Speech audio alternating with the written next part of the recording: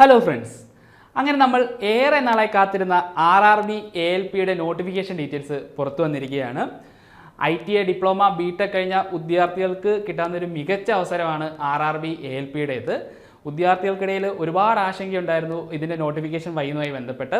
അപ്പോൾ ആ ആശങ്കകൾക്കെല്ലാം ഒരു മറുപടിയായിട്ടാണ് ഈ കഴിഞ്ഞ ദിവസം റെയിൽവേ ഒരു സെൻട്രലൈസ്ഡ് എംപ്ലോയ്മെൻറ്റ് നോട്ടീസ് പുറത്തുവിട്ടത്. അപ്പോൾ നമ്മൾ ഈ വീഡിയോയിൽ ആ എംപ്ലോയ്മെൻറ്റ് നോട്ടീസുമായിട്ട് ബന്ധപ്പെട്ട ഡീറ്റെയിൽസ്, അതുപോലെ RRB ALP എക്സാമിന് വേണ്ടി ആദ്യമായി പ്രിപ്പയർ ചെയ്യുന്ന ഉദ്യോഗാർത്ഥികൾക്ക് ആ റിക്രൂട്ട്മെൻറ്റ് പ്രോസസ്സ്, അതായത് RRB ALPയുടെ റിക്രൂട്ട്മെൻറ്റ് പ്രോസസ്സിനെ കുറിച്ചുള്ള കംപ്ലീറ്റ് ഡീറ്റെയിൽസും തുടങ്ങിയ കാര്യങ്ങൾ ഡിസ്കസ് ചെയ്യുന്നു. മാത്രമല്ല RRB ALP എക്സാമിന് വേണ്ടി പ്രിപ്പയർ ചെയ്യുന്നവർക്ക് ALP ആയിട്ട് ബന്ധപ്പെട്ട നിങ്ങളുടെ സംശയങ്ങൾ ക്ലിയർ ചെയ്യാനായിട്ടൊരു ഏണസ്റ്റ് അക്കാദമി ഒരു ഫ്രീ വെബിനാറും കണ്ടക്ട് ചെയ്യുന്നുണ്ട്. അപ്പോൾ ആ വെബിനാറിനെ കുറിച്ചുള്ള ഡീറ്റെയിൽസും ഞാൻ വീഡിയോയുടെ ലാസ്റ്റ് പറയുന്നതാണ്. ഓക്കെ, നമുക്ക് ആ നോട്ടീസിൻ്റെ ഡീറ്റെയിൽസ് നോക്കാം. ഇന്ത്യൻ റെയിൽവേയുടെ ഒരു സെൻട്രലൈസ്ഡ് എംപ്ലോയ്മെൻറ്റ് നോട്ടീസാണ് ഇന്നലെ പുറത്തു വന്നത്. അപ്പോൾ ആ നോട്ടീസിൽ കൃത്യമായിട്ട് ആപ്ലിക്കേഷൻ ഓപ്പൺ ആവുന്ന ഡേറ്റ് പറയുന്നുണ്ട്.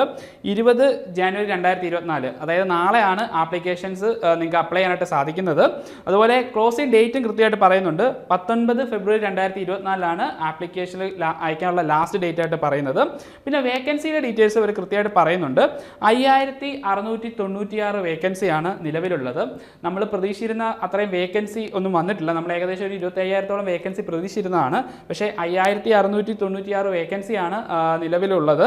പിന്നെ ഏജ് ലിമിറ്റ് പല ഉദ്യോഗാർത്ഥികൾക്കിടയിൽ ഒരു ഡൗട്ട് ഉണ്ടായിരുന്നു. 18 മുതൽ 28 വയസ്സ് വരെയാണോ ഏജ് ലിമിറ്റ് എന്ന് നമ്മളോട് പല ഉദ്യോഗാർത്ഥികളും ചോദിച്ചിട്ടുണ്ടായിരുന്നു. അപ്പോൾ അതിന് കൃത്യമായിട്ട് ഒരു ക്ലാരിഫിക്കേഷൻ വന്നിട്ടുണ്ട്. 18 മുതൽ 30 വയസ്സ് വരെ പ്രായപരിധി ഉള്ളവർക്കാണ് ഈ പോസ്റ്റിലോട്ട് അപ്ലൈ ചെയ്യാൻ സാധിക്കുന്നത്. അതുപോലെ ലെവൽ 2 ആണ് പേ സ്കെയിൽ വരുന്നത്. പിന്നെ ഇനീഷ്യൽ പേ അവർ കൊടുത്തിരിക്കുന്നത് 19,900 രൂപയാണ്. 19,900 റുപ്പീസാണ് ഇനീഷ്യൽ പേ ആയിട്ട് കൊടുത്തിരിക്കുന്നത്. അത്രയൊന്നും അല്ല ലഭിക്കുന്നത്. ഇതിനകത്ത് ഒരുപാട് അലവൻസ് വരുന്നുണ്ട്. അപ്പോൾ അലവൻസിൻ്റെ ഡീറ്റെയിൽസ് ഞാൻ വീഡിയോയുടെ ലാസ്റ്റ് പറയുന്നതായിരിക്കും. പിന്നെ മെഡിക്കൽ സ്റ്റാൻഡേർഡ് A1 ആണ്. ഓൾറെഡി നമ്മൾ മെഡിക്കൽ സ്റ്റാൻഡേർഡുമായിട്ട് ബന്ധപ്പെട്ട ഒരു ഡീറ്റെയിൽ വീഡിയോ ചെയ്തിട്ടുണ്ട്. അപ്പോൾ ഞാൻ ജസ്റ്റ് ഒന്ന് പറയാം. മെഡിക്കൽ സ്റ്റാൻഡേർഡ് A1 കൊണ്ട് ഉദ്ദേശിക്കുന്നത് 2 കണ്ണിനും ഡിസ്റ്റൻറ്റ് വിഷൻ വരുന്നത് 6/6 ആയിരിക്കണം. നിങ്ങൾ സ്പെക്സ് ഒന്നും യൂസ് ചെയ്യാൻ പാടില്ല. പിന്നെ നിങ്ങൾ ഒരുപാട് ടെസ്റ്റുകൾ പാസ്സാവേണ്ടതായിട്ടുണ്ട്. Colour vision, binocular vision, field of vision, അങ്ങനെ ഒരു കുറേ സെറ്റ് ഓഫ് ടെസ്റ്റുകൾ നിങ്ങൾ പാസ്സാവേണ്ടതായിട്ടുണ്ട്. പിന്നെ ഒരു കാര്യം ഞാൻ പ്രത്യേകം പറയാം. നിങ്ങളുടെ വിഷൻ ക്ലിയർ ചെയ്യാനായിട്ട് എന്തെങ്കിലും ലാസ്റ്റ് സർജറി പോലുള്ള സർജറികൾ ചെയ്തിട്ടുണ്ടെങ്കിൽ നിങ്ങൾ ഈ പോസ്റ്റിന് ഇന്നെലിജിബിൾ ആണ്. അങ്ങനെയുള്ള സർജറികൾ ചെയ്തവരെ ആരെയും തന്നെ പരിഗണിക്കില്ല. സോ ആ കാര്യം നിങ്ങളൊന്ന് ശ്രദ്ധിക്കണം. പിന്നെ നോട്ടിഫിക്കേഷനകത്ത് എസെൻഷ്യൽ ക്വാളിഫിക്കേഷനെ കുറിച്ചുള്ള ഡീറ്റെയിൽസ് പറയുന്നുണ്ട്. നമുക്കറിയാം ITA ഡിപ്ലോമ, 3 ഇയർ ഡിപ്ലോമ, അതുപോലെ BTech കംപ്ലീറ്റ് ആയിട്ടുള്ള ഉദ്യോഗാർത്ഥികൾക്ക് ഈ പോസ്റ്റോട്ട് അപ്ലൈ ചെയ്യാൻ പറ്റുന്നതാണ്. നിങ്ങൾ ശ്രദ്ധിക്കേണ്ട ഒരു പ്രധാനപ്പെട്ട കാര്യം, നിങ്ങൾ സിവിൽ അല്ലെങ്കിൽ കമ്പ്യൂട്ടർ സയൻസ് ബാക്ക്ഗ്രൗണ്ട് ഉള്ള ആളാണെങ്കിൽ നിങ്ങൾക്ക് ഈ പോസ്റ്റോട്ട് അപ്ലൈ ചെയ്യാൻ സാധിക്കുകയല്ല. ബാക്കി വരുന്ന ITയിൽ വരുന്ന പ്രധാനപ്പെട്ട ട്രേഡുകളുടെ എല്ലാ ഡീറ്റെയിൽസ് ഇവിടെ പറയുന്നുണ്ട്. നിങ്ങൾക്ക് ജസ്റ്റ് വീഡിയോ പോസ്റ്റ് ചെയ്ത് നോക്കാവുന്നതാണ്. അതുപോലെ ഡിപ്ലോമ BTech കംപ്ലീറ്റ് ആയിട്ടുള്ള ഉദ്യോഗാർത്ഥികൾക്കും ഈ പോസ്റ്റിലോട്ട് അപ്ലൈ ചെയ്യാം. Diploma mechanical, electrical, electronics, automobile, അതുപോലെ BTech ഈ സ്ട്രീമിൽ കംപ്ലീറ്റ് ആർക്കെല്ലാം തന്നെ ഈ പോസ്റ്റിലോട്ട് അപ്ലൈ ചെയ്യാൻ എലിജിബിൾ ആണ്. പിന്നെ എല്ലാവർക്കും അറിയാം മോഡ് ഓഫ് എക്സാമിനേഷൻ എന്ന് പറയുന്നത് കമ്പ്യൂട്ടർ ബേസ്ഡ് ടെസ്റ്റ് ആണ്. അപ്പോൾ അതിൻ്റെ ഡീറ്റെയിൽസ് ഞാൻ പറയുന്നുണ്ട്. പിന്നെ എക്സാമിനേഷൻ ഫീ വരുന്നത് 500 റുപ്പീസാണ് എക്സാമിനേഷൻ ഫീ വരുന്നത്. SC ST ex serviceman, female അങ്ങനെയുള്ള കാറ്റഗറീസിനും 250 രൂപയാണ് എക്സാമിനേഷൻ ഫീ വരുന്നത്.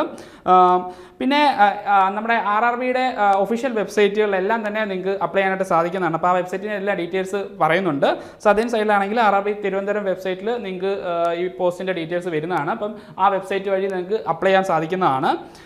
പിന്നെ ഒരു പ്രധാനപ്പെട്ട കാര്യം ശ്രദ്ധിക്കേണ്ടത്, നിങ്ങൾക്ക് ഒരു RRB മാത്രമേ സെലക്ട് ചെയ്യാൻ സാധിക്കുകയുള്ളൂ. ഒരു ആപ്ലിക്കേഷൻ മാത്രം. ഇപ്പം തിരുവനന്തപുരം ആണെങ്കിൽ തിരുവനന്തപുരം മാത്രം സെലക്ട് ചെയ്തുകൊണ്ട് ഒരു ആപ്ലിക്കേഷൻ മാത്രമേ നിങ്ങൾ സബ്മിറ്റ് ചെയ്യാൻ പാടുള്ളൂ. ഓക്കെ, ഇനി നമുക്ക് റിക്രൂട്ട്മെൻറ്റ് പ്രോസസ്സിനെ കുറിച്ചൊന്ന് പറയാം. അപ്പം ഈ ALP എക്സാമിന് ഇപ്പോൾ ആദ്യമായിട്ട് പ്രിപ്പയർ ചെയ്യുന്ന ഒരാൾക്ക് ഇത് യൂസ്ഫുൾ ആയിരിക്കും. സോ നിങ്ങൾ ഈ വീഡിയോ ലാസ്റ്റ് വരെ കാണുക. അപ്പോൾ ഇതിൻ്റെ റിക്രൂട്ട്മെൻറ്റ് പ്രോസസ്സ് വരുന്നത് 4 സ്റ്റേജുകളായിട്ടാണ് ഇതിൻ്റെ റിക്രൂട്ട്മെൻറ്റ് പ്രോസസ്സ് വരുന്നത്. ആദ്യം ഫസ്റ്റ് സ്റ്റേജ് CBT, രണ്ടാമത് സെക്കൻഡ് സ്റ്റേജ് CBT, പിന്നെ CBAT ALP എക്സാമിന് വേണ്ടി മാത്രമുള്ളൊരു ടെസ്റ്റാണ് CBAT, computer based aptitude test എന്ന് പറയും. പിന്നെ ഡോക്യുമെൻ്റ് വെരിഫിക്കേഷൻ.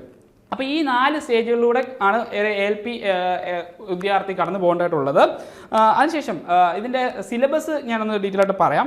CBT 1 വരുന്ന പ്രധാനപ്പെട്ട സബ്ജക്റ്റുകളാണ് maths, general intelligence and reasoning, general science, general awareness. അപ്പം ഇത് 75 മാർക്കിനാണ് എക്സാം വരുന്നത്. അതിൽ നെഗറ്റീവ് ഉണ്ടായിരിക്കുന്നതാണ്. 1/3 നെഗറ്റീവ്, ഒരു തെറ്റുത്തരത്തിന് 1/3 മാർക്ക് നിങ്ങൾക്ക് നഷ്ടപ്പെടും. 60 മിനിറ്റാണ് എക്സാമിന് ഉള്ളത്. ഇതൊരു ക്വാളിഫൈങ് നേച്ചറാണ്. ഒരു നിശ്ചിത കട്ട് ഓഫ് മാർക്ക് നേടി നിങ്ങൾ ഇതിൽ പാസ്സാവുന്നതിലൂടെ നിങ്ങൾക്ക് CBT 2 എൻട്രി ചെയ്യാനായിട്ട് സാധിക്കും. അല്ലാതെ ഇതിൽ നിങ്ങൾ മാക്സിമം മാർക്ക് വാങ്ങിച്ചിട്ട് ഉണ്ടെന്ന് പറഞ്ഞിട്ട് നിങ്ങളുടെ മെറിറ്റ് ലിസ്റ്റിനെ ഇത് സ്വാധീനിക്കില്ല. ജസ്റ്റ് ഒരു ക്വാളിഫൈഡ് നേച്ചർ മാത്രമാണ് CBT 1. പ്യൂർലി നോൺ ടെക്നിക്കൽ ആയിട്ടുള്ള സബ്ജക്ട്സ് ആണ് ഇവിടെ വരുന്നത്. പിന്നെ CBT 2 ആണെങ്കിൽ CBT 2 part A part B ആയിട്ടാണ് കൺസിസ്റ്റ് ചെയ്തിരിക്കുന്നത്. അതിൽ പാർട്ട് എയിൽ വരുന്ന പ്രധാനപ്പെട്ട സബ്ജക്റ്റുകളാണ് maths, general intelligence and reasoning, basic science and engineering, general awareness on current affairs. ഇതിൽ ബേസിക് സയൻസ് ആൻഡ് എഞ്ചിനീയറിംഗ് ഒഴിച്ച് ബാക്കി എല്ലാ സബ്ജക്റ്റുകളും നിങ്ങൾ CBT 1 വേണ്ടി പ്രിപ്പയർ ചെയ്യുന്നുണ്ട്. അപ്പോൾ നിങ്ങളുടെ പ്രിപ്പറേഷൻ സ്റ്റാർട്ട് ചെയ്യുമ്പോൾ നിങ്ങൾ ചെയ്യേണ്ടത് CBT 1 CBT 2 ഒരുമിച്ചായിട്ട് ആയിരിക്കണം നിങ്ങളുടെ പ്രിപ്പറേഷൻസ് സ്റ്റാർട്ട് ചെയ്യേണ്ടത്. അതെ CBT 1 ഞാൻ ക്ലിയർ ചെയ്ത് ശേഷം ഞാൻ CBT 2 വേണ്ടി പ്രിപ്പയർ ചെയ്യാം എന്ന് നിങ്ങൾ വിചാരിച്ചു കഴിഞ്ഞാൽ അതൊരു മണ്ടത്തരം തന്നെയാണ്. സോ നിങ്ങൾ പ്രിപ്പയർ ചെയ്യുമ്പോൾ ഈ 2 ടയറിനോട് വേണ്ടി ഒരുമിച്ച് പ്രിപ്പയർ ചെയ്യുക. പിന്നെ പാർട്ട് ബിയിൽ ട്രേഡുമായിട്ട് ബന്ധപ്പെട്ട ക്വസ്റ്റ്യൻസ് ആണ് ഉണ്ടായിരിക്കുന്നത്. റിലവൻറ്റ് ട്രേഡുമായിട്ട് ബന്ധപ്പെട്ട ക്വസ്റ്റ്യൻസ് ആയിരിക്കും ഉണ്ടായിരിക്കുന്നത്. അത് 75 ക്വസ്റ്റ്യൻസ് ആണ് അതിൽ ഉള്ളത്. നിങ്ങൾ ഇവിടെ ഒരു കാര്യം പ്രത്യേകം ശ്രദ്ധിക്കണം. Part A CBT 2 part A part B 2 പാർട്ടായിട്ടാണ് കൺസിസ്റ്റ് ചെയ്യുന്നത് ഞാൻ ഓൾറെഡി പറഞ്ഞു. ഇതിൽ ഈ പാർട്ട് ബി ഒരു ക്വാളിഫൈങ് നേച്ചറാണ്. നമ്മൾ CBT 1 പറഞ്ഞ പോലെ ഇതൊരു ക്വാളിഫൈങ് നേച്ചറാണ് പാർട്ട് ബി. അതായത് നിങ്ങൾ ഈ റെലവൻറ്റ് ട്രേഡിൽ 35% മാർക്ക് നിങ്ങൾ സ്കോർ ചെയ്താൽ മാത്രമേ നിങ്ങളുടെ പാർട്ട് എയുടെ പോർഷൻ പരിഗണിക്കുകയുള്ളൂ. അതിൽ നിങ്ങൾക്ക് കിട്ടുന്ന മാർക്ക് പരിഗണിക്കുകയുള്ളൂ. പിന്നീട് ഒരു കാര്യം പ്രത്യേകം ശ്രദ്ധിക്കേണ്ടത്, ഈ പാർട്ട് എയിൽ എത്ര മാർക്ക് ലഭിക്കുന്നുവോ അതാണ് നിങ്ങളുടെ മെറിറ്റ് ലിസ്റ്റിനെ സ്വാധീനിക്കുന്നത്. അല്ലാതെ പാർട്ട് ബിയിൽ കിട്ടുന്ന മാർക്ക് ഇവിടെ ആഡ് ചെയ്തല്ല പാർട്ട് എയിൽ വരുന്നത്. നിങ്ങൾ part B qualify nature 35% mark part ബിയിൽ നേടിയാൽ മാത്രമേ പാർട്ട് എയുടെ മാർക്ക് പരിഗണിക്കുകയുള്ളൂ. അപ്പം പിന്നീടുള്ള നിങ്ങളുടെ സെലക്ഷൻ പ്രോസസ്സിലെല്ലാം ഈ പാർട്ട് എയുടെ മാർക്കിനെ ഡിപ്പെൻഡ് ചെയ്തായിരിക്കും നിങ്ങളുടെ മെറിറ്റ് ലിസ്റ്റിൽ നിങ്ങളുടെ സ്ഥാനം നിശ്ചയിക്കുന്നത്. സോ അത് നിങ്ങൾക്ക് മനസ്സിലായെന്ന് ഞാൻ വിചാരിക്കുന്നു. ഇവിടെയും നെഗറ്റീവ് മാർക്ക് ഉണ്ടായിരിക്കും. അതായത് ഓരോ തെറ്റുത്തരത്തിനും 1/3 മാർക്കിൻ്റെ ഡിഡക്ഷൻസ് ഉണ്ടായിരിക്കുന്നതാണ്. അതായത് 3 തെറ്റുത്തരത്തിന് 1 മാർക്കായിരിക്കും നിങ്ങൾക്ക് നഷ്ടപ്പെടുക. ക്ലിയർ ആയെന്ന് വിചാരിക്കുന്നു. ഇനിയും CBT 2 ക്ലിയർ ചെയ്ത് കഴിഞ്ഞാൽ നിങ്ങൾക്ക് അടുത്തൊരു സെലക്ഷൻ പ്രോസസ്സാണ് CBAT എന്ന് പറയുന്നത്. ഇത് ഒരു ക്വാളിഫൈഡ് നേച്ചറാണ്. ഈ CBAT എന്ന് പറഞ്ഞു കഴിഞ്ഞാൽ സൈക്കോമെട്രിക് ടെസ്റ്റ് നിങ്ങൾ ഓൾറെഡി കേട്ടിട്ടുണ്ടാവും. സൈക്കോമെട്രിക് ടെസ്റ്റുകളാണ് ഈ CBATൽ വരുന്നത്. കുറേ ടെസ്റ്റ് ബാറ്ററീസ് ഉണ്ട്. Memory test, following direction test, depth perception test, അങ്ങനെ കുറേ സെറ്റ് ഓഫ് ടെസ്റ്റുകളാണ് ഈ CBATൽ വരുന്നത്. ഇത് ഒരു ക്വാളിഫൈഡ് നേച്ചറാണ്. അതായത് 42 മാർക്ക് മാത്രം നേടിയാൽ മതി. അപ്പം അതിൽ മേളിൽ നിങ്ങൾ എത്ര മാർക്ക് നേടിയാലും നിങ്ങളുടെ മെറിറ്റ് ലിസ്റ്റിനെ അത് സ്വാധീനിക്കില്ല. ജസ്റ്റ് ഒരു ക്വാളിഫൈഡ് നേച്ചർ മാത്രമാണ് CBAT എന്ന് പറയുന്നത്. CBAT നിങ്ങൾക്ക് ഈ പറയുന്ന CBT 2 ശേഷം നിങ്ങൾക്ക് പ്രിപ്പയർ ചെയ്യാനുള്ള ഒരു സമയം ലഭിക്കുന്നതാണ്. നമ്മൾ already ALP assistant loco pilot ആയിട്ട് വർക്ക് ചെയ്യുന്ന സൂരജ് സാറിൻ്റെ ഒരു ഇൻ്റർവ്യൂ നമ്മൾ ചെയ്തിട്ടുണ്ട്. നമ്മുടെ ചാനൽ അവൈലബിൾ ആണ്. നിങ്ങൾക്ക് ആ വീഡിയോ കാണുന്നതിലൂടെ നിങ്ങൾക്ക് ഒരു ബേസിക് ആയിട്ട് ഈ CBAT കുറിച്ചുള്ള ഡീറ്റെയിൽ എല്ലാം സാർ അതിൽ വ്യക്തമായിട്ട് പറയുന്നുണ്ട്. ഞാൻ അതിൻ്റെ ലിങ്ക് ഡിസ്ക്രിപ്ഷൻ ബോക്സിൽ കൊടുക്കാം. നിങ്ങൾക്ക് ചെക്ക് ചെയ്യാവുന്നതാണ്. അപ്പോൾ ഈ CBAT നിങ്ങൾ ക്ലിയർ ചെയ്യുന്നതിലൂടെ പിന്നെ നിങ്ങളുടെ അടുത്ത സ്റ്റെപ്പ് എന്ന് പറഞ്ഞു കഴിഞ്ഞാൽ ഡോക്യുമെൻറ്റ് വെരിഫിക്കേഷൻ ആണ്. ഡോക്യുമെൻറ്റ് വെരിഫിക്കേഷൻ ശേഷം നിങ്ങളുടെ മെറിറ്റ് ലിസ്റ്റ് അവർ തയ്യാറാക്കുന്നതാണ്. മെറിറ്റ് ലിസ്റ്റിൻ്റെ അടിസ്ഥാനത്തിലാണ് നിങ്ങൾക്ക് പോസ്റ്റ് ലഭിക്കുക. ഓക്കെ, ഇനി പ്രൊമോഷൻ ഡീറ്റെയിൽസ് നമ്മളോട് പലരും ചോദിച്ചിട്ടുണ്ടായിരുന്നു. അപ്പോൾ ALP ആയിട്ട് കയറുന്ന ഒരാൾ അടുത്തൊരു പ്രൊമോഷൻ ലെവൽ എന്ന് പറഞ്ഞാൽ സീനിയർ ALP ആണ്. അതിനുശേഷം ഷണ്ടർ എന്ന് പറയുന്നൊരു പോസ്റ്റാണ്. ഷണ്ടർ എന്ന് ഉദ്ദേശിക്കുന്നത് സ്റ്റേഷൻ ബേസ്ഡ് ആയിട്ടുള്ള ഓപ്പറേഷൻസ് ആണ് അവിടെ നിങ്ങൾക്ക് മെയിനായിട്ട് വരുന്നത്. അതിനുശേഷം loco pilot goods, loco pilot passenger, loco pilot male and express, പിന്നെ ലോക്കോ ഇൻസ്പെക്ടർ. അതായത് ALP ആയിട്ട് ജോയിൻ ചെയ്യുന്ന ഒരാൾക്ക് ലോക്കോ ഇൻസ്പെക്ടർ ആവാൻ വരെയുള്ള ഒരു അവസരമാണ് ഇതിലൂടെ ലഭിക്കുന്നത്. ITI ഡിപ്ലോമ, BTech കഴിഞ്ഞ ഉദ്യോഗാർത്ഥികൾക്ക് കിട്ടാവുന്നതിലും വെച്ച് ഏറ്റവും മികച്ചൊരു അവസരം തന്നെയാണ് ഈ ALPയുടേത്. സോ നിങ്ങൾ ഈ അവസരം യാതൊരു കാരണവശാൽ പാഴാക്കരുത്.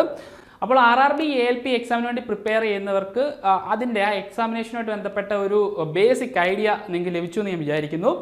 ഏണസ്റ്റ് അക്കാദമി RRB ALP എക്സാമിന് വേണ്ടി പ്രിപ്പയർ ചെയ്യുന്നവർക്ക് നിങ്ങളുടെ പ്രിപ്പറേഷൻസിന് കരുത്ത് പകരാനായിട്ടുള്ള ഇൻറ്റൻസീവ് കോഴ്സ് ഓൾറെഡി ആരംഭിച്ചിട്ടുണ്ട്. അപ്പോൾ ഈ കോഴ്സ് നിങ്ങൾ നേടുന്നതിലൂടെ നിങ്ങൾക്ക് CBT 1 CBT 2 എന്തൊക്കെയാണ് പഠിക്കേണ്ടത്, അതുപോലെ പ്രധാനപ്പെട്ട നമുക്കറിയാം ലാസ്റ്റ് എക്സാമ്പിളൊക്കെ വെച്ച് നോക്കുമ്പോൾ പ്രധാനപ്പെട്ട കുറേ ഏരിയാസ് ഉണ്ട്. അതിൽ നിന്നൊക്കെ തന്നെ റിപ്പീറ്റ് ആയിട്ട് പല ക്വസ്റ്റ്യൻസും വരുന്നുണ്ട്. അപ്പോൾ പ്രധാനപ്പെട്ട ഏരിയകൾ ഏതാണെന്നുള്ളത് നിങ്ങൾക്ക് വ്യക്തമായിട്ട് മനസ്സിലാക്കി തരുന്നു. പിന്നെ ഒരു സ്റ്റഡി പ്ലാനോട് കൂടി, അതായത് ഇപ്പോൾ നോട്ടിഫിക്കേഷൻ വന്നു കഴിഞ്ഞാൽ നിങ്ങൾക്ക് അധിക നാളൊന്നും കിട്ടില്ല. ഒരു 5 മാസം അല്ലെങ്കിൽ 6 മാസം മാത്രമേ നിങ്ങൾക്ക് ലഭിക്കുകയുള്ളൂ. അപ്പോൾ ഈ ചുരുങ്ങിയ കാലയളവിനുള്ളിൽ നിങ്ങൾക്ക് എങ്ങനെ സിസ്റ്റമാറ്റിക് ആയിട്ട് പഠിക്കാം എന്നുള്ളൊരു നല്ലൊരു ഗൈഡൻസ് നിങ്ങൾക്ക് ഞങ്ങളുടെ കോഴ്സിലൂടെ നിങ്ങൾക്ക് ലഭിക്കും. കേരളത്തിലെ തന്നെ മികച്ച അധ്യാപകരുടെ ക്ലാസ്സുകളാണ് നമ്മുടെ കോഴ്സിലുള്ളത്. പിന്നെ നിങ്ങൾക്ക് ഗൈഡൻസ് ലഭിക്കുന്നതിനായിട്ടുള്ള മെൻറ്റർഷിപ്പും നമ്മുടെ കോഴ്സിൻ്റെ ഫീച്ചറാണ്. പിന്നെ ഞാൻ വീഡിയോയുടെ തുടക്കത്തിൽ പറഞ്ഞ പോലെ ഒരു free webinar Ernest academy conduct ചെയ്യുന്നുണ്ട്. അപ്പോൾ ഈ എക്സാമിന് വേണ്ടി ആദ്യമായിട്ട് പ്രിപ്പയർ ചെയ്യുന്നവർക്ക് ഇത് തീർച്ചയായും യൂസ്ഫുൾ ആയിരിക്കും ഈ വെബിനാർ. വെബിനാർ. ഈ വെബിനാറിൽ നിങ്ങൾക്കുണ്ടാകുന്ന ഡൗട്ട്സുകളെല്ലാം നിങ്ങൾക്ക് ഡയറക്റ്റ് ഫാക്കൽറ്റിയോട് ചോദിക്കാവുന്നതാണ്. അതിലൂടെ നിങ്ങളുടെ പ്രിപ്പറേഷൻസ് എങ്ങനെ കൊണ്ടുപോകണം, അതുപോലെ നിങ്ങൾ പഠിക്കുമ്പോൾ ശ്രദ്ധിക്കേണ്ട കാര്യങ്ങൾ എന്തൊക്കെയാണ് തുടങ്ങിയ എല്ലാ ഡീറ്റെയിൽസും ആ ഫ്രീ വെബിനാറിൽ ഡിസ്കസ് ചെയ്യുന്നുണ്ട്. സോ ഈ അവസരം നിങ്ങൾ യാതൊരു കാരണവശാലും പാഴാക്കരുത്. സോ ഈ വെബിനാറിൽ പങ്കെടുക്കാനും അതുപോലെ ഏണസ് അക്കാദമിയിൽ അവൈലബിൾ ആയിട്ടുള്ള ഇൻറ്റൻസീവ് കോച്ചിങ്, ALPയുടെ ഇൻറ്റൻസീവ് കോച്ചിങ്ങിനെ കുറിച്ചുള്ള കൂടുതൽ വിവരങ്ങൾ അറിയാനായി താഴെ കാണുന്ന ഗൂഗിൾ ഫോം നിങ്ങൾക്ക് ഫില്ല് ചെയ്യാവുന്നതാണ്. ഇനി വരും ദിവസങ്ങളിൽ RRB ALP ആയിട്ട് ബന്ധപ്പെട്ട കൂടുതൽ വീഡിയോസ് നിങ്ങൾക്ക് ലഭിക്കുന്നതായിരിക്കും. അപ്പോൾ ഈ വീഡിയോസ് ലഭിക്കാനായി നമ്മുടെ ചാനൽ സബ്സ്ക്രൈബ് ചെയ്യുക. അപ്പോൾ ഇനി മറ്റൊരു വീഡിയോ വീണ്ടും കാണാം. Good bye.